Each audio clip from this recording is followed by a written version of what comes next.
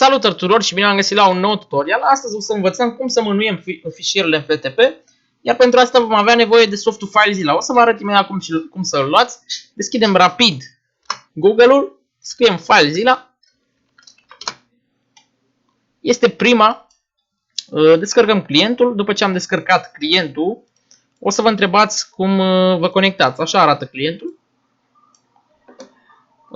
Astea eu le pot face mult mai mic.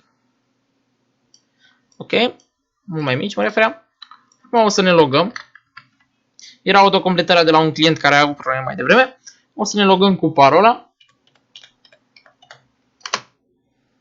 Hai să vedem că mi se pare că nu era asta.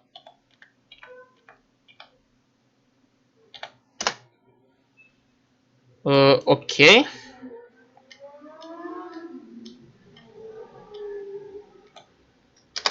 Asta trebuie să fie, da. Odată ce am băgat parola, mergem la secțiunea FTP.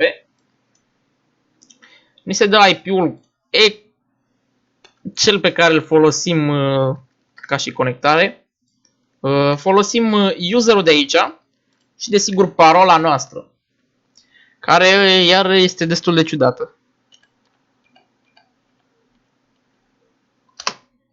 Și ne-am conectat direct.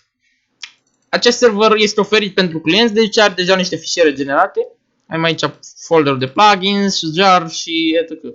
Vă mulțumesc foarte mult de vizionare și sper că v-am ajutat. Dacă v-am ajutat, trimiteți video-ul la cât mai mulți, pentru că nu se știe, poate veți avea nevoie sau altcineva va avea nevoie. Vă mulțumesc!